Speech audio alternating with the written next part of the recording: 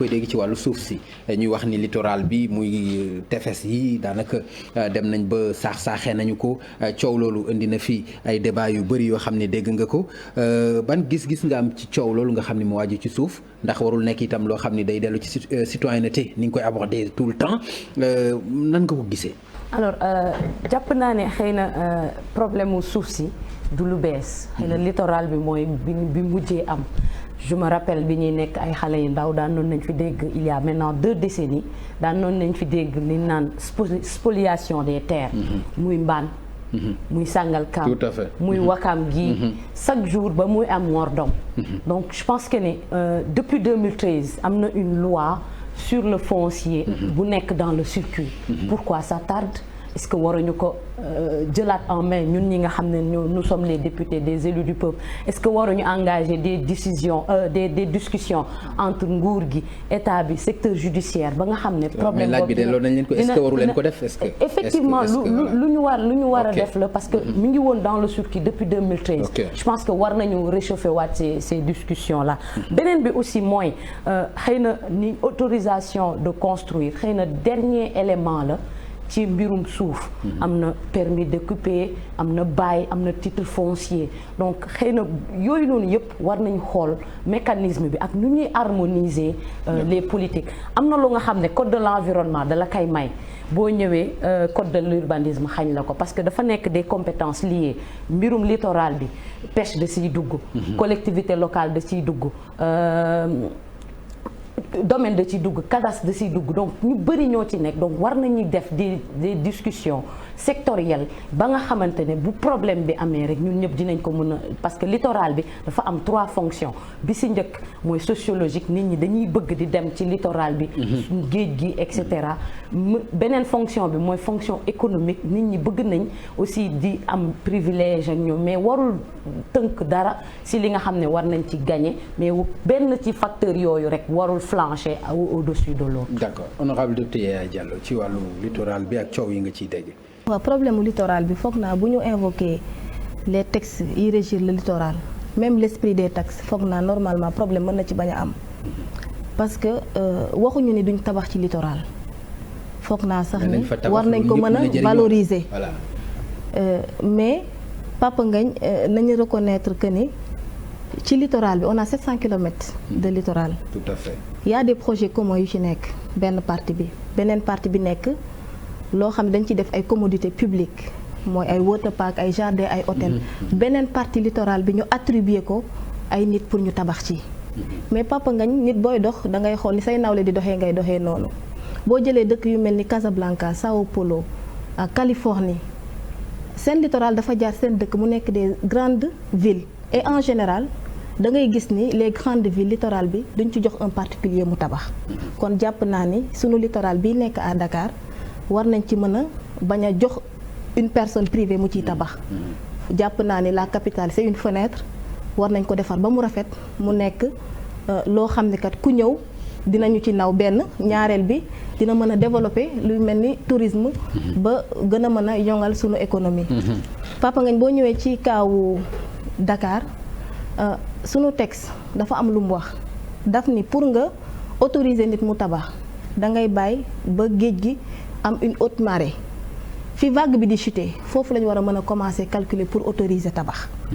am na ñu ko respecté am na ñu ko respecté wul d'ailleurs moo tax récemment les 2 ministres bu environnement ak bu urbanisme demoon descendre sur le terrain pour apprécier les faits ñu koy saluer parce que loolu day wane ni gouvernement bi kat mu ngi protéger le littoral sénégalais. beneen affaire bi aussi ñu noté ni récemment on a voté un projet de loi de 18 milliards pour defar le littoral la corniche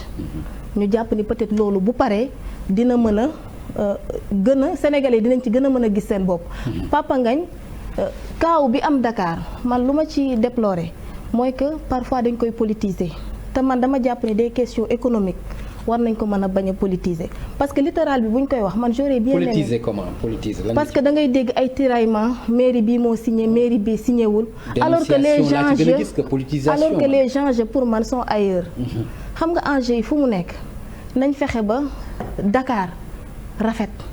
bu boobaa ku ci nekk war nga mën a apporter sa apport. ñu ngi wax l'exploitation pétrolière en offshore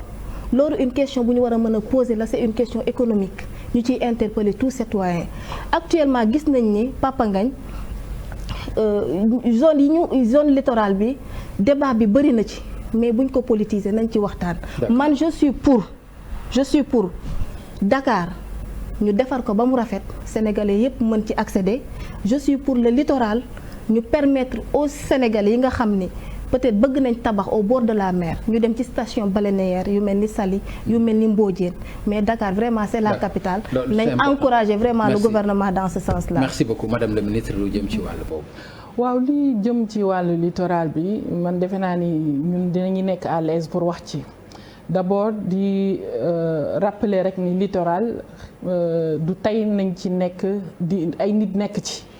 D'abord booy xool historiquement am na ñi nga xamante ni ñoo ci jiitu mooy les pêcheurs là ñi ñuy wax suñu mbokk séeréer noonu yi ñoom ñoo fa njëkk a occupé par la suite occupation yi ci am mooy installation yi nga xamante ni hôtel yeeg yooyu ñoo ko ci def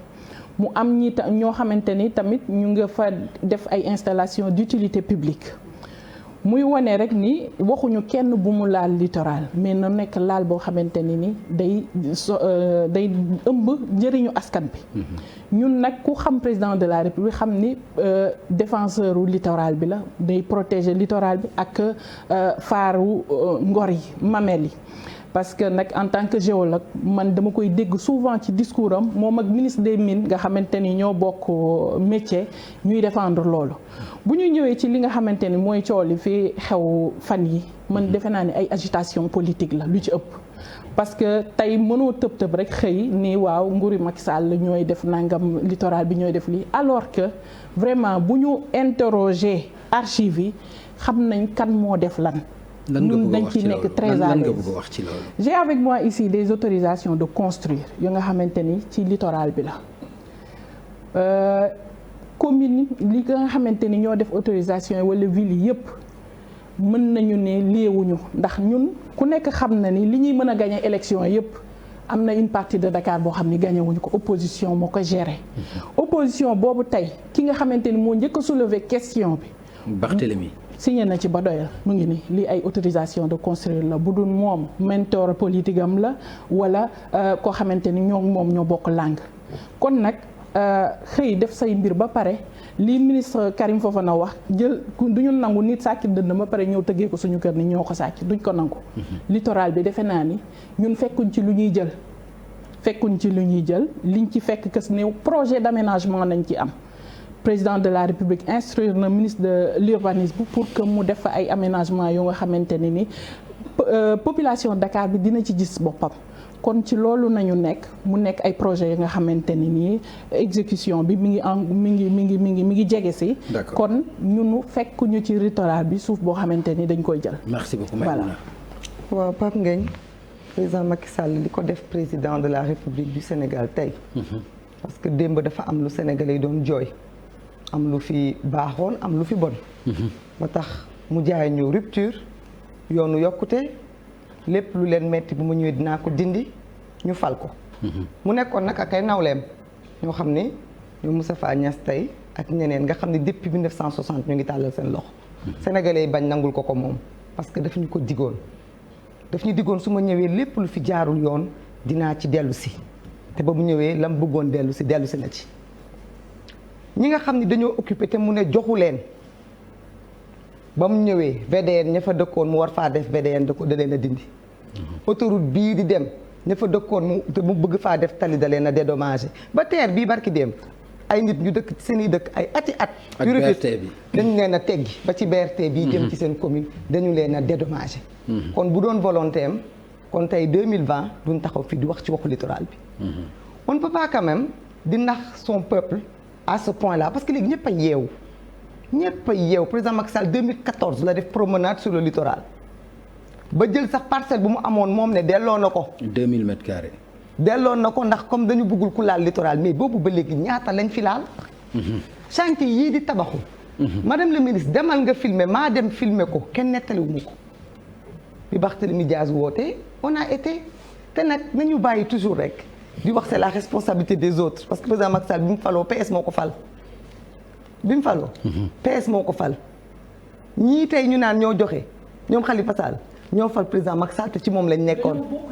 peut-être après waaw dañoo bokk ci ñi ko fal ak ñun ak ñeneen ak ñeneen voilà dama bëgg a wax rek nag ñoo bokkoon camp